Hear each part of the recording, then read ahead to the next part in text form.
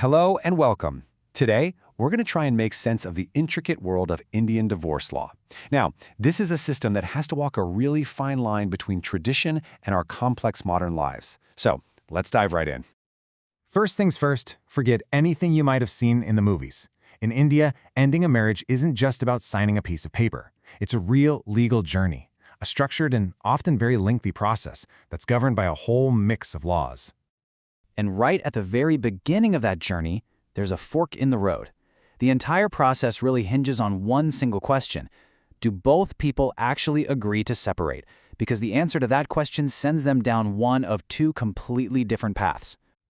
Okay, so let's break down those two fundamental paths. Pretty much every divorce case in India is going to fall into one of these two main categories, and each one is its own set of rules and its own timeline. So, on one hand, you have divorce by mutual consent.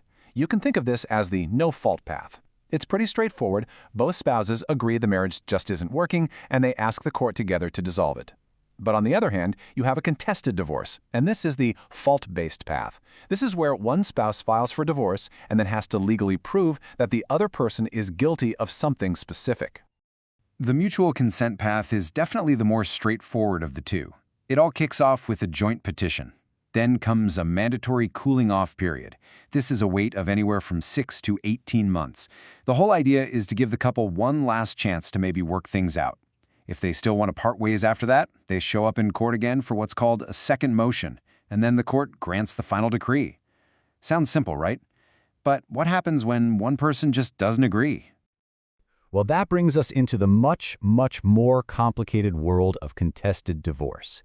And inside that world, there is one legal concept that really stands above all the rest.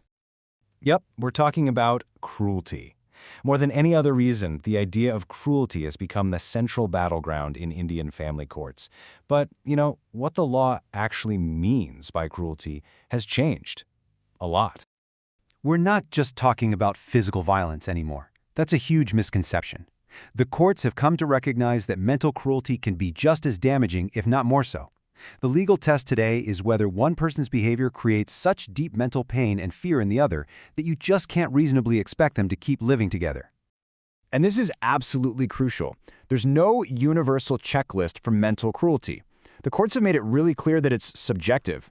What might be a small issue for one person could be a profound act of cruelty for another, all based on their background, their education, their sensitivities. So the court has to look at the impact on that specific individual who's filing the case. So, what does this actually look like in real life? Well, the courts have laid out a whole spectrum of behaviors. It could be things like constantly falsely accusing your partner of cheating or being mentally unstable. It can even include filing false criminal complaints just to harass them. Or it could be something like sustained emotional neglect, building a wall of total indifference, or willfully denying the basic intimacy of a marriage. All of these have been recognized as mental cruelty. Now, this whole fault-based system, it works when you can point to something specific and prove it. But it also creates a really tough legal problem for a lot of couples. I mean, think about it. What if the love is just gone? The respect has vanished. Maybe you've been living basically separate lives for years, but you can't point to one single legally provable act of cruelty. The marriage is over in every way that actually matters, but the law demands a reason. So what do you do then?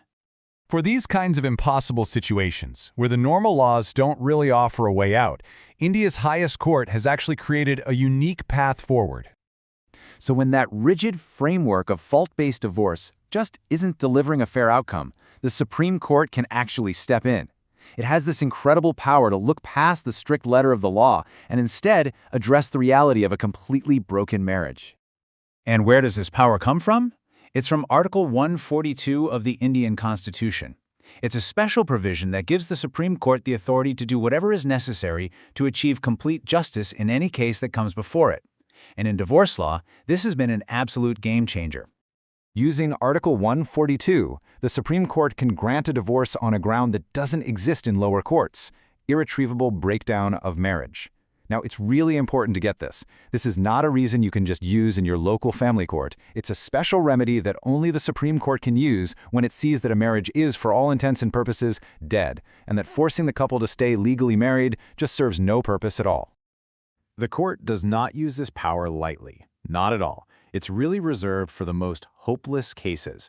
We're talking about couples who have been separated for years, who have fought multiple bitter court cases against each other, and where any chance of them ever getting back together is completely 100% gone. And this brings us to a really powerful insight. The Supreme Court has essentially said that when a marriage is well and truly over, the act of the legal system forcing those two people to stay married is, in and of itself, a form of mental cruelty. Think about that for a second. It's a really profound legal step using an existing concept, cruelty, to achieve a no-fault outcome in these extreme cases. And that brings us to the final, big question that's still hanging in the air.